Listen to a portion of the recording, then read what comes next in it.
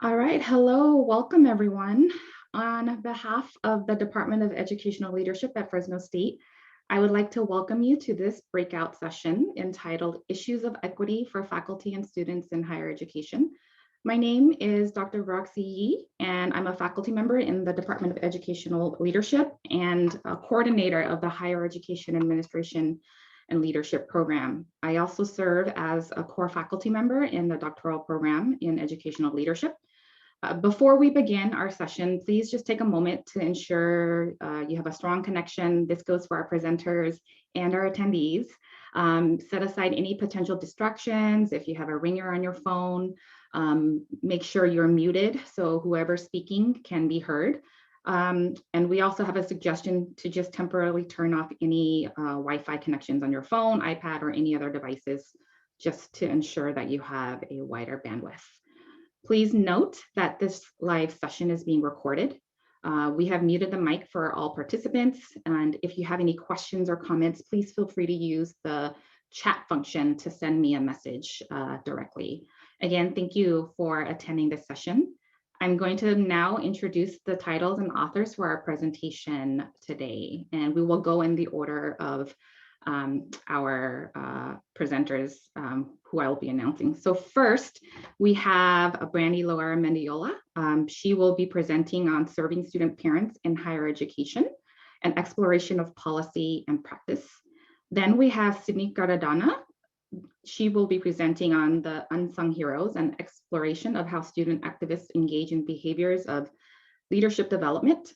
Then we have Celeste Hernandez, who will be presenting a qualitative study of the lived experiences of women faculty of color, navigating tenure track as it pertains to gender and race. I have the honor of actually serving on all three of these HEAL students thesis committee members, and so I'm excited to hear their presentations a second time. So we're just gonna go ahead and get started with Brandi. All right, let me just get my screen share going.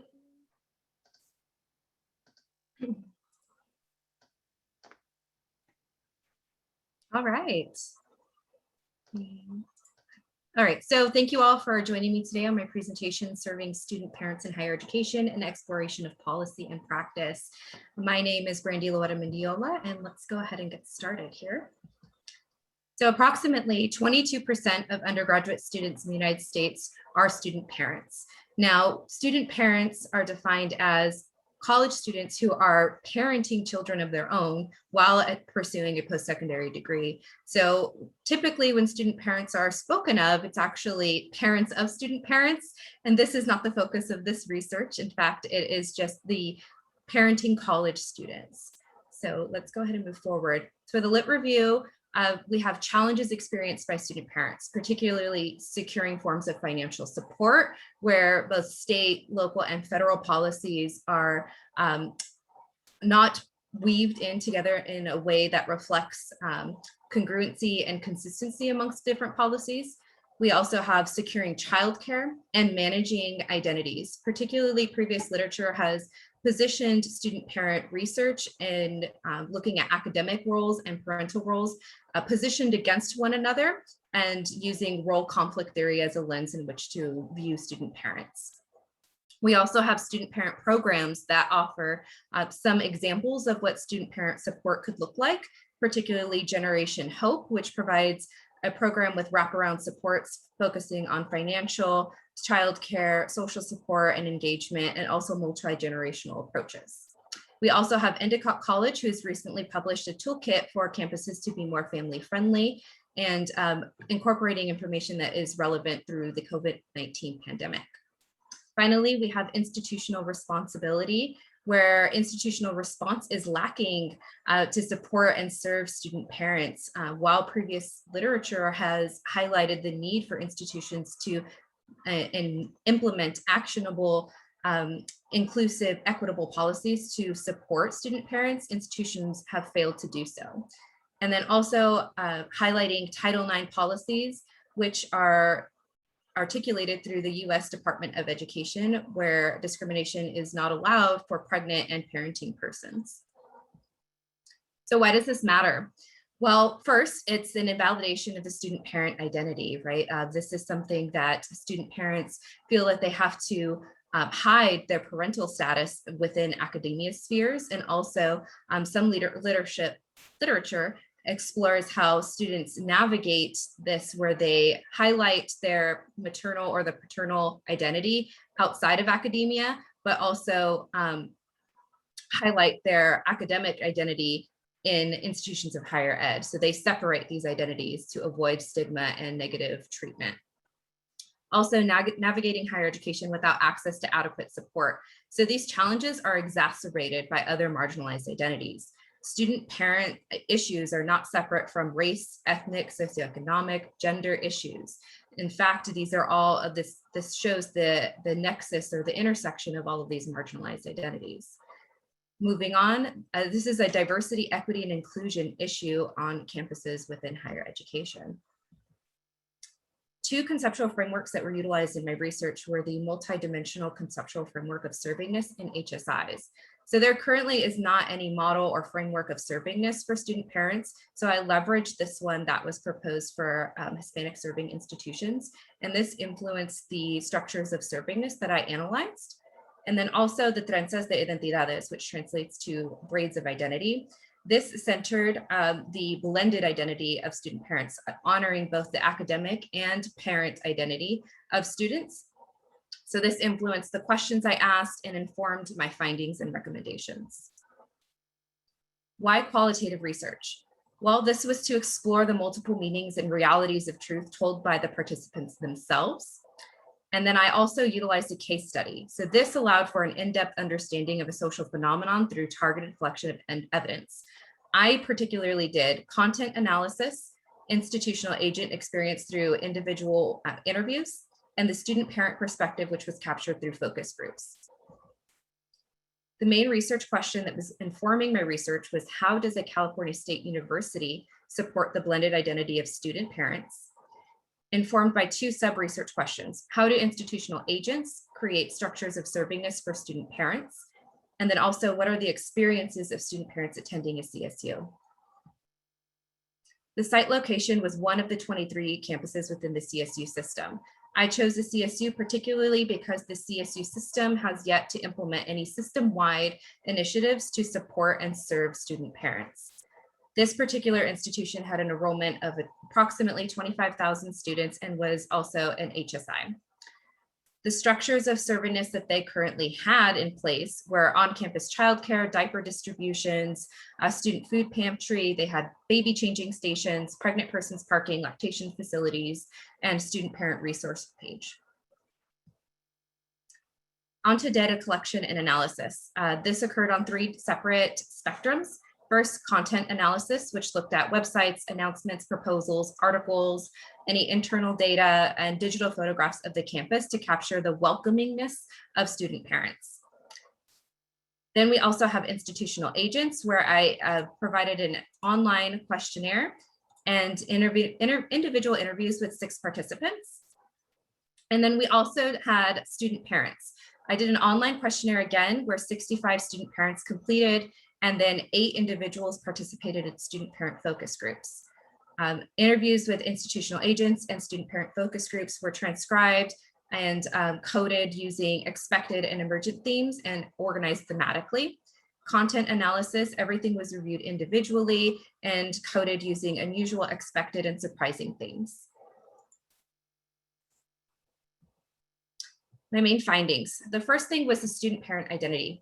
Student parents viewed their student parent identity as something they were proud of. This is a source of strength. Individuals were brought to tears when they thought about what it meant to be both a student and a parent pursuing a post-secondary degree. They also articulated there were a variety of identity confirming experiences that they had with faculty, staff, and even their peers. Institutional agents also confirmed this by saying these small daily interactions, by simply acknowledging a child that enters your Zoom camera during a office hours meeting, things like that honor the parental identity of students. They also highlighted invalidating experiences where faculty staff may not support their whole being of student parent at the same time. So this also compartmentalized identities and was a source of stress and guilt that many student parents experienced. Secondly, lack of understanding of needs and experiences. Particularly Title IX violations emerged as a dominant theme. Institutional agent Julia told a heart-wrenching story of a student who had just delivered her child via emergency C-section and was told that she needed to come to class, otherwise her grade would suffer. So she sat in the office of an instructor holding her abdomen after having an intense surgery. This was also perpetuated or supplemented by negative perceptions towards parenting and pregnant students.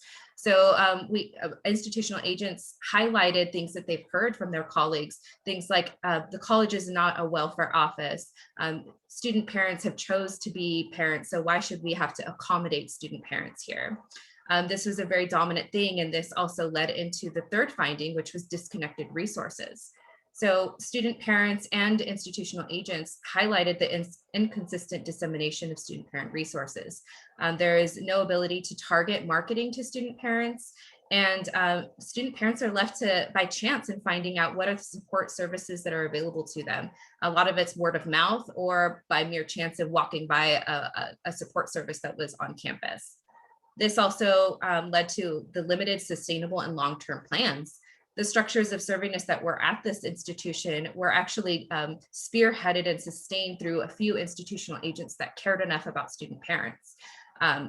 Particularly their diaper distribution bank was, the conception of the idea was brought forth by a faculty member and also sustained by a local food bank grant, which had the campus be a distribution site. This grant is actually ending next month. So this is incredibly problematic because this is not a long-term or sustainable plan for ensuring diaper access to students attending the university. And finally, leadership buy-in. Institutional agents in particular expressed how when they advocated for student parent resources or support, that leadership would respond with a lot of pushback and would say, well, we need justification for supporting and serving student parents. And that often meant data collection. Well, the institution does not formally collect data on students with dependents or students with parents or children.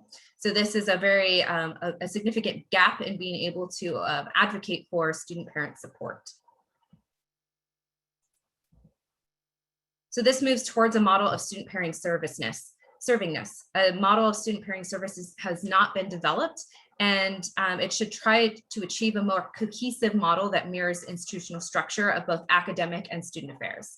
So this can be adapted by using a model of servingness proposed by Garcia et al. It can be informed by the toolkits and other student support programs that are available. And also it can be informed by professional competencies. I have three main recommendations in research, policy, and practice. First, in research. Research could look at other institutions and locations to understand what it needs to serve their student population, access to different resources. So community partnerships is something to take into account, but also a narrative inquiry, exploring the in-depth experiences of student parents. This research, because it was a focus group, I didn't get to capture the individual experiences as much. Moving on to practice, Title IX and student parent education. So there's no reason why Title IX violations should continue to occur, but also we need to address these negative perceptions about pregnant and parenting students. So that can be done through student parent education and implementing more family-centered programming on student campuses to demonstrate a true commitment to this student population. And then also standards for higher education and student affairs professionals. Parent and family programs are available in the CAS standards, but it focuses on the parents of college students and not students who are parents themselves. So this is something to also consider. And then institutional policy recommendations. First and foremost, the first step that I recommend is to implement data collection mechanisms. So adding a question to the Cal State application that collects data on students with dependents and making it very easily visible and not just a drop-down menu. Secondly, student parent resources. The student resources need to be centralized and with a dedicated staff that can spearhead Title IX student parent education and also help with the data collection. Finally, commit to long-term and sustainable support. The problem with that I noticed here in my research was that the institutional agents that cared about student parents would advocate and create these structures of servingness, but there is the risk that when they leave, that these support systems could fall apart. So this would mean securing funding for student parent support, enhancing current structures of servingness, considering a variety of course formats that would be flexible and accommodating to student parents, and then implementing family-friendly classroom policies, particularly to attendance and assignments submissions. Overall, the conclusions: student parents continue to be marginalized despite being a significant student population, which was approximately 22% in the United States. Student parents continue to view themselves positively despite receiving a lack of understanding, empathy, compassion from faculty, staff, and administrators on campuses. There's fragmented and limited support for this student population. And so I argue for folks to adopt an asset-based perspective towards student parents. It is not the institution's responsibility to judge the students that are attending our universities and our campuses. So in doing that, collectively, we can disrupt and challenge these dominant narratives of who belongs on college campuses. And finally, we must prioritize and invest in student parents by institutionalizing support systems. Pregnant and parenting students need to be a part of diversity, inclusion, and equity initiatives because they and their families are at risk. With that, I conclude my presentation. Thank you all, and I hope you took something away from this presentation. Thank you very much, Brandi. Wonderful job. Let's give her some reactions. Cydney, go ahead and take us away. Awesome, no transition whatsoever. Thank you, Dr. Key. All right. Let me go ahead and make sure that I have my screen ready to go. All right. Good morning, everyone. My name is Cydney Caradonna, pronouns she, her, and hers. For the sake of time, I'm going to quickly review the content from my first 3 chapters, and then we're going to dive into both my findings and discussion in a little bit more detail. All right. First and foremost, I really want to highlight my scholar activist identity in forming this study. Experiences within this identity have brought me to this revelation that student activists are at the forefront of a lot of our celebrated social progress without receiving significant recognition as leaders themselves, with leadership being a very highly desired outcome in education and being the reason that we are all here this morning. My purpose in this study is to collect and affirm the experiences of student activists as leadership development. Sufficient recognition of their work will contribute to more social progress in our current time in higher education, as we as higher education practitioners have a responsibility to champion social progress through the development of our leaders. And our current leadership zeitgeist necessitates some critical leadership inquiry based on some of the things that we are seeing in our current leadership landscape. My guiding research questions are: how do student activists at Fresno State engage in critical leadership practices? What leadership strategies do student activists employ to advance their causes? And what role do student activists play in creating social progress? In order to situate my research within the literature, I'm going to briefly review some leadership literature first. Leadership has definitely been the subject of more academic introspection than activism. We started to look at leadership through a positivist lens, then moving into more group theories, looking at the group dynamic and studying leadership through interactions with one another, making it a phenomenon that is accessible to all. We then moved to looking at it within a social context or constructivist leadership, looking at how the leadership is constructed as within our social dynamics. Next and last, we look at critical leadership, which actually started to look at abuses of power and questioned authority and how those abuses of power privilege certain social groups over others. The activist literature, when we look at the colonial era of higher education, activism was relatively dormant.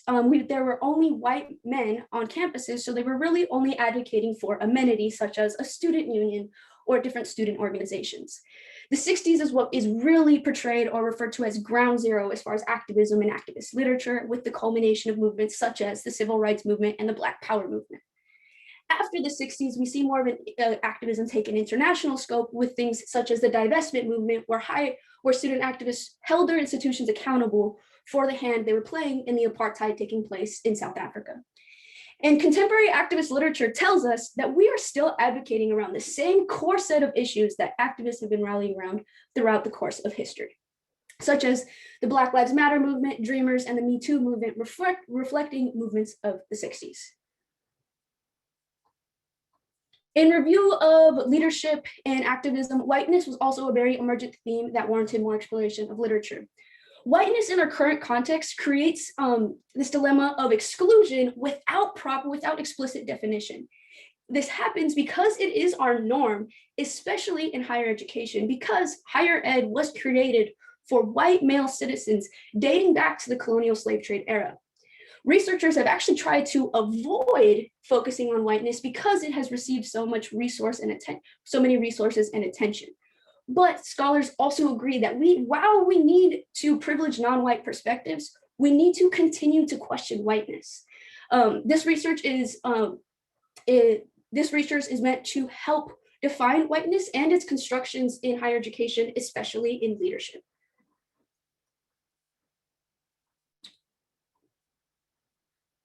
An applied critical leadership framework was used to guide the study. I'll be referring to it as ACL.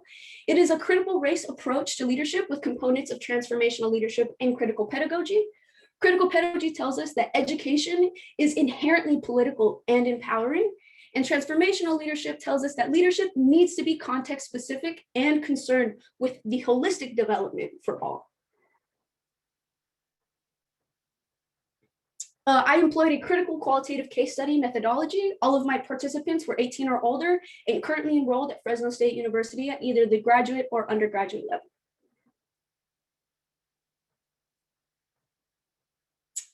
In order to enact the critical qualitative case study methodology, I did collect multiple forms of data.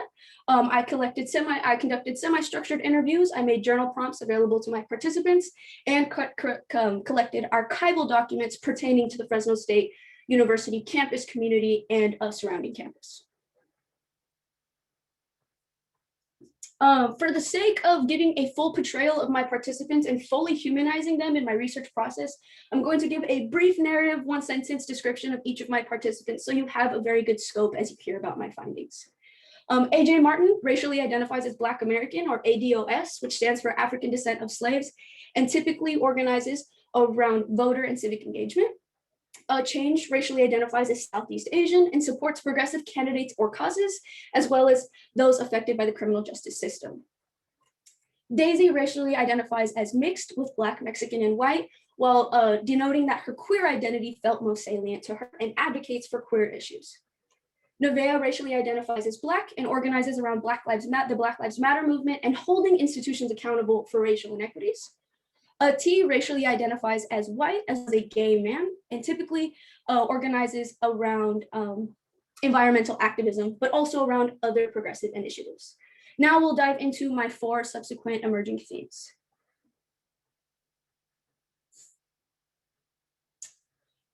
When asked to reflect on what brought them to their work, all of my participants alluded to their own experiences and how they saw kind of holes in leadership or leadership support based on their experiences and were able to critique that system and engage in their own modes of leadership. This is evidence of critical leadership at work as they are critiquing their system of leadership and the power dynamics at play and creating their own modes of leadership, with Daisy having experienced having a homophobic roommate and not being supported, and T having bounced with depression and anxiety surrounding our climate crisis, and both of them taking initiative to do something.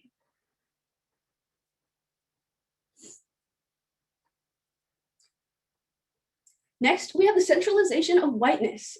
When asked to reflect on their definitions of leadership, or how their racial identity has informed their leadership, participants explicitly pointed to whiteness or concepts coded for whiteness. Critical race theory reminds us that the narratives of those left in the margins or those who have historically been marginalized, such as our students of color, we need to emphasize those stories. Evidence from participants shows how students of color are still excluded and not seeing their identity centralized within leadership, following our historical trends of exclusion in higher education. Their activism is actually evidence of them pushing back against the margins through their modes of leadership.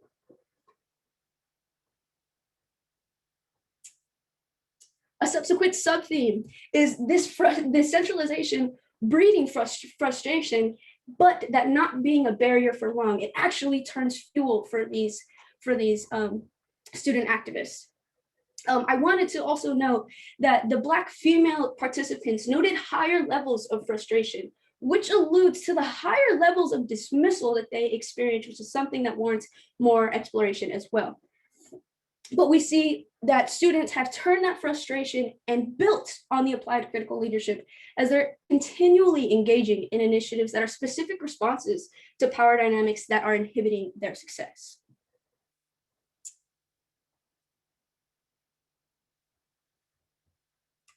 Next, we have education and discourse as liberation. When asked to reflect on their student identity in their own work, education was seen as a source of tools while emphasizing the need for spreading awareness.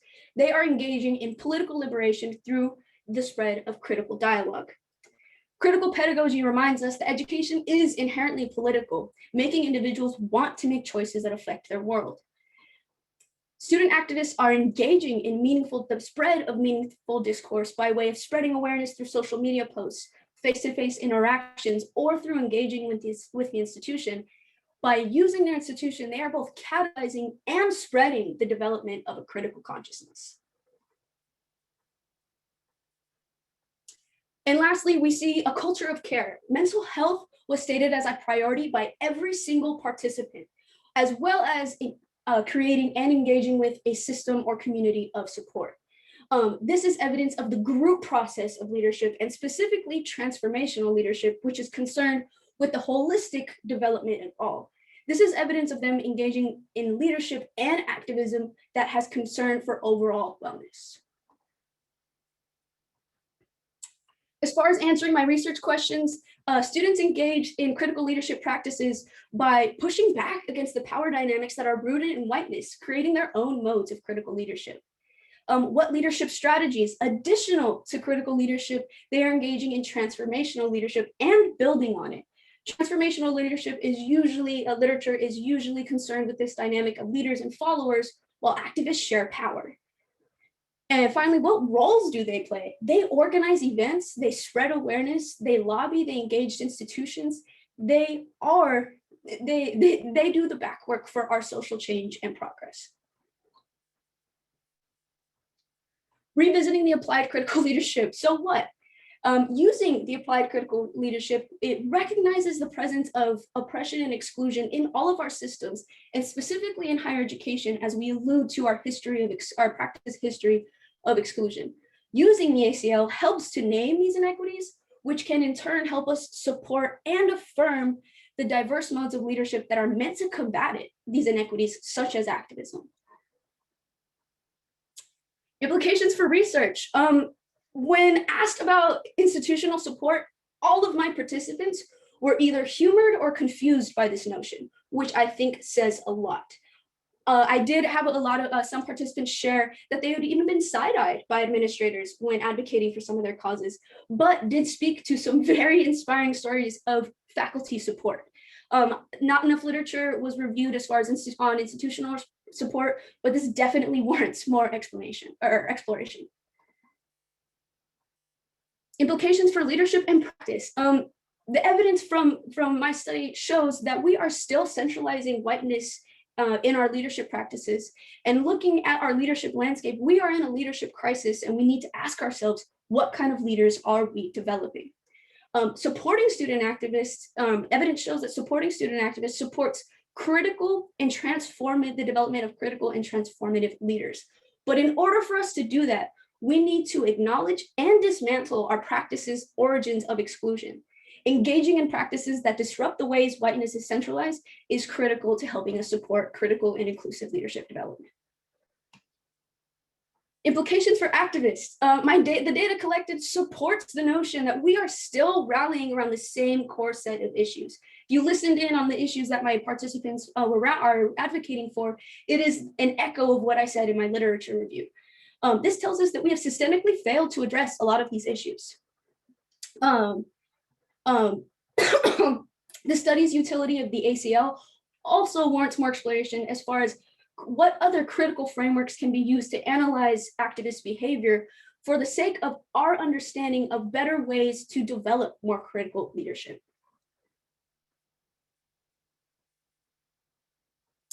Closing remarks. I loved this picture because higher education will forever house student activism because we house academic exploration. We are the champions of critical pedagogy, of developing a critical consciousness, of social change. So activism is learning.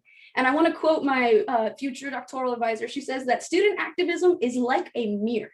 And we really need to be ready for that reflection and welcome it. And we really need to reflect and explore our institutional role in supporting activists so that we can best advocate for the same social change they are. And that concludes my presentation. Thank you.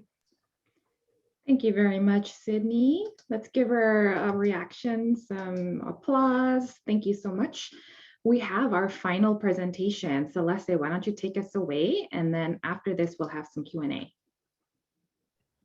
Hi, everyone. Thank you for joining us today. My name is Celeste Hernandez, and the title of my research is A Qualitative Study of the Lived Experiences of Women Faculty of Color, Navigating Tenure Track as it Pertains to Gender and Race. So for the first part of this, I'm going to briefly touch on the research question, lit review, conceptual frameworks, qualitative inquiry, participants data collection, and then really try to dig into the findings, which is the most valuable part of my research for me that I want to share with you all. So the research question is, how do women faculty of color in tenure track experience the tenure and promotion process, particularly as it pertains to challenges associated with race and gender? There was a handful of themes in literature, and I separated these in two different main parts. The first part is the systemic challenges throughout tenure process, which include the tenure process, systemic challenges posed by the system of higher education. And of course, tenure process looks different for every higher education institution. For this case, I was looking at the CSU tenure process, and those also include gender disparities between male and female, service loads, types of teaching loads. And the second part of it was impacts of environment and climate. These were more of the interpersonal challenges that women faculty of color have faced throughout tenure process. These include impacts of campus environment and climate, whether that's posed by colleagues and or students, microaggressions, again, both by colleagues and students. And lastly, the challenges of mentoring and the lack of mentoring for faculty women of color going through the tenure track process. The conceptual frameworks I utilized in this study were intersectionality and critical race theory. These both informed my literature review and also how I shaped and framed my interview questions and data analysis. So why qualitative inquiry? Qualitative inquiry allows for me to use semi-structured interviews, which really allowed for me to get to know my participants through a semi-structured way and get to ask those follow-up questions to gauge a deeper understanding of their experiences, and also tapping into their testimonials, which is also a big part of sharing their life stories, and just showcasing what they've been through. The participants of this study needed to fall under the following criteria. A, identify as a woman, identify with an underrepresented ethnic group, be in a tenure track position at one of the 23 CSU campuses, and be in the tenure track position for the minimum of 12 months. The data collection included the following instruments listed below.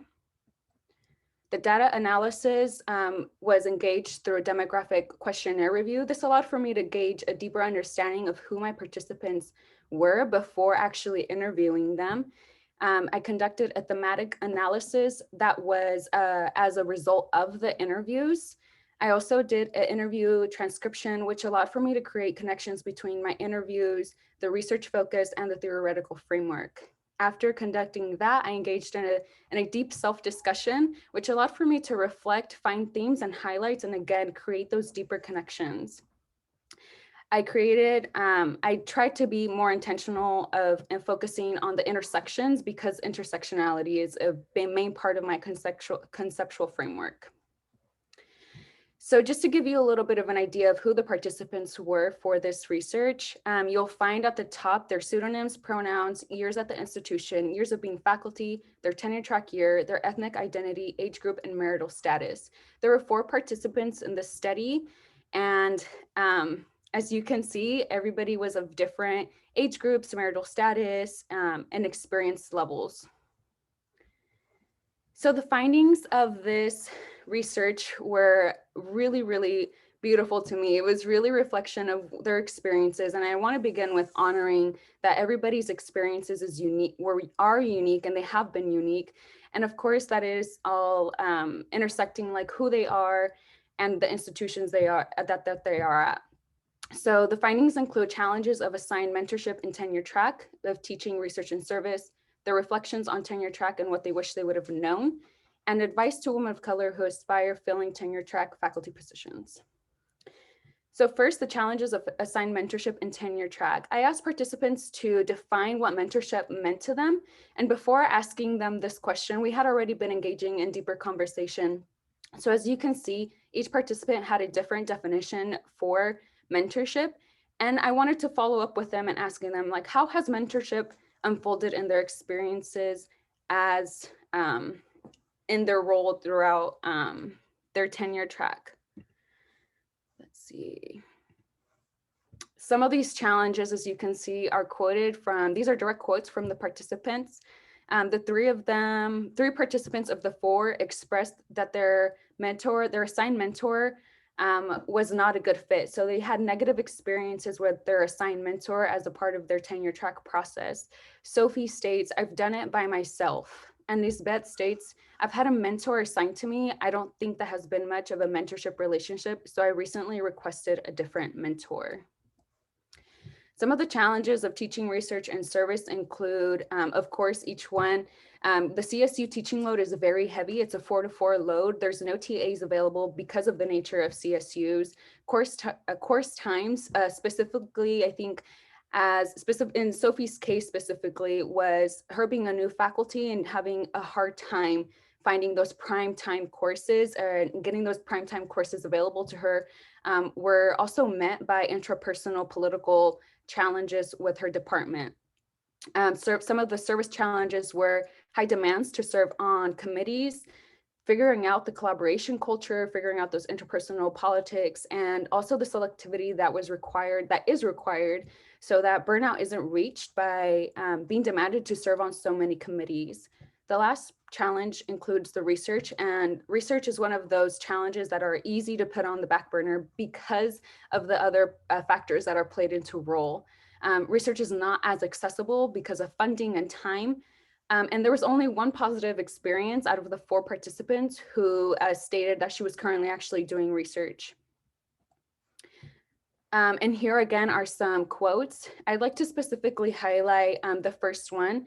Sophie states, this is in relation to her challenges of teaching. When she first started, she had gotten non-prime time course hours for one of her classes, and her dean at the time had said, "Why didn't you name your class Asian boobs? More people will take your class if you don't, and it won't cancel if you call it Asian American boobs." So this is a very loaded quote, but it does reflect some of her challenges and some of the interpersonal challenges, racist challenges, and so many other factors that are playing a role in this. So what does it mean for the participants once they reach tenure throughout their RTP reviews? So why tenure track? Some of the participants stated that it was a natural thing to do after their doctoral degree. They were attracted to the geographical location of their institution, and tenure promotes a job security sensation. And to the right is 2 quotes again of the participants of what tenure would mean to them. Again, tenure for the most part was something that was like, I don't know what tenure means to me. And tenure is kind of scary. So some of the reflections on tenure track and what they wish they would have known before beginning their career include sharing knowledge with others before beginning tenure track, B, what being true to their identity looks like, and C, advice to women of color who aspire filling tenure track faculty positions. So first, sharing knowledge. These are all direct quotes from the participants. Again, I'm highlighting these quotes because these are their experiences, and this is their knowledge that they want to share with future faculty women of color. These bets states, you're pretty much bound to your location. And Sophie states, I wish I knew not everyone is your friend. What being true to their identity looks like is different for each and every participant of this study. Everybody had a different, I guess they spoke to different parts of their identities. Lisbeth definitely spoke to her academic identity as a faculty member and scholar. Felicia talked about her identity as a woman and being confident and who she is as she ages and knowing what her values are. And Neelam states, I'm proud of my roots, and I think it's a wonderful opportunity to be a woman of color and to know you bring the best of both worlds to the table. Some advice for the women of color seeking to be faculty in the future. Again, this is advice directly from my participants who find this advice is, of course, informed by their experiences, and I think it reflects their experiences. So I wanted to highlight a few parts of these long pieces of advice. Sophie states, the university is not your friend. Lisbeth is, I can have confidence to say I can do it and learn it and accomplish it. And if somebody is doing good, great for her. Lastly, you're not alone in this. So part of the discussion includes three main parts. Again, reflecting the findings is challenges of mentorship in academia, the challenges of teaching, research, and service, and what I wish I would have known. Challenges of mentorship. Assigned mentorship, 3 out of the 4 participants expressed negative experiences with assigned mentors. The PhD mentorship relationships were referenced heavily because of their experiences as doctoral students. They had deep connections with their doctoral program mentors who they continued their relationships with. And I think also the requesting of a new assigned mentors, there's some ambiguity to what repercussions somebody might have in your role as a new faculty member going through tenure track, political implications. And all of the participants reiterated the importance of seeking mentorship outside of the institution. Some of the challenges in discussing teaching, research, and service include the emphasis on teaching emphasis versus their professional goals, meaning how does it affect teaching? How does this affect reaching their full potential, right? So if teaching is taking up so much part of their time, how is it that they could continue to evolve as scholars if they're limited to the funding that they can get for scholarship, for conferences, scholarships, whatever the case is, collaborating on a new campus. I want to specifically highlight one of my participants. She came from an HSI, from a PWI to an HSI, and some of her challenges were what Gonzalez called hypervisible versus feeling visible. So she felt visible and came to find herself not feeling as visible. And lastly, the service is the pressures to serve the Asian community. In the case of Sophie, she felt very drawn on by her community members to serve at different capacities, and the guilt versus burnout. There was a huge difference between male and female colleagues in terms of how they are approached to contribute to community service. And also there was a confidence theme throughout this, where every participant had a different approach to and understanding and feeling for what this looked like for each role. Lastly, what I wish I would have known is their experiences reveal how they navigated both tenure track and higher ed. Their testimonials carry deep and meaningful experiences that gift future women of color pursuing tenure track career newly found wisdom and advice that only those who have walked the path before them could give. Of course, there's so much more, but I'm going to move into the recommendations. So there is recommendations for research and for practice. So first, there's 2 main recommendations for research. One is further research on the effects of poor assigned mentorship in tenure track. And of course, this includes a series of points listed there. And B is research how tenure track faculty who want to engage in research and continue their careers at teaching institutions. So what does this actually look like for faculty who want to continue their careers as researchers at a teaching institution.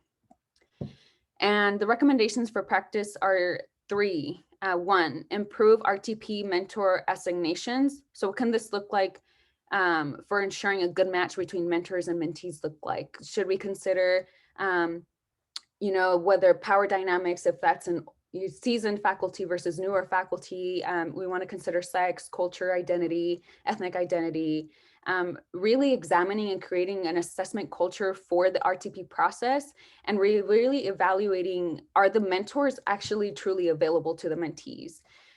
B is create actionable support pathways for faculty women of color on tenure track. Could this look like creating infrastructure and actual funding specifically for faculty women of color? And C is create equitable policies for faculty service. This was something I really wanted to explore and just kind of brainstorm too, is could there be policies that actually protect faculty women of color from being asked to serve on a X amount of committees or whatever that case looks like? It's a very still drawing on brainstorming what this actually can look like. And of course, that concludes my presentation today. Thank you so much. Thank you very much, Celeste. Let's give her a round of applause. We are right at a little bit over time, but that's totally okay. I want to make sure we make some time for questions. Does anyone have any burning questions for our great presenters? I invite you to unmute and share your thoughts with us.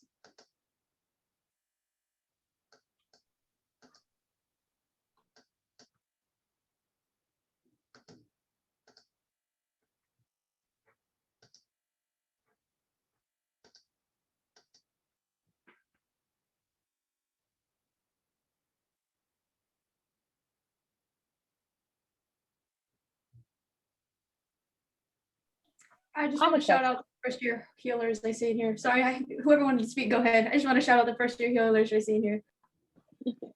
I just had a question about how is the process like with being a student parent at Fresno State? I'm coming from a different university, like what other resources has it changed? Just so that I can be prepared, because every campus is different. Absolutely, thank you. Is it Sade? Yeah, it's Sade. Sade. Okay, Sade, thank you for bringing this question up. This is definitely something that was I was aware of when I selected a site because it is different from institution to institution. At Fresno State, they currently do have some different structures of servingness.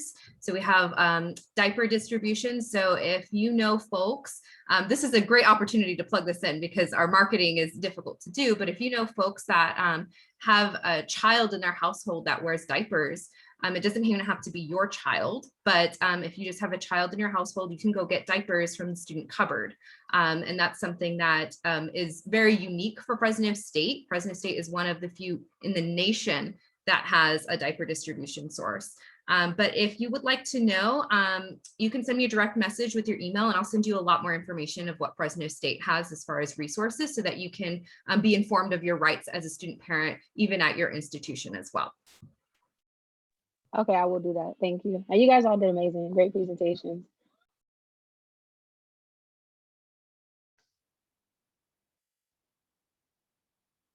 Others?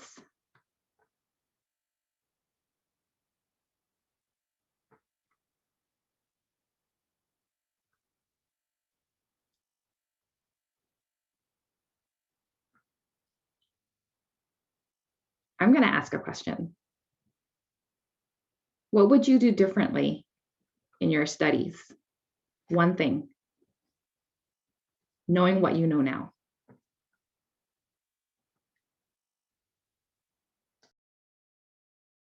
I can go. If I had more time, I'd definitely include much more participants.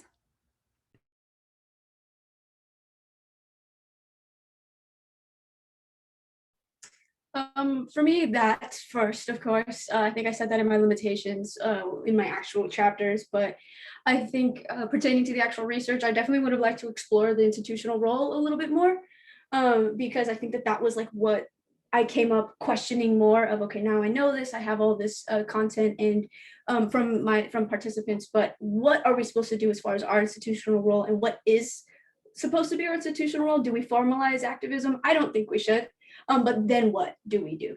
So I think I would have liked to explore that a little bit more in maybe in my literature review with more time. In addition to what Celeste and Cydney have said, I think if I were to do it again, I would have given myself a little bit of a break. I think I would have been a little bit more graceful to myself. I'm first gen.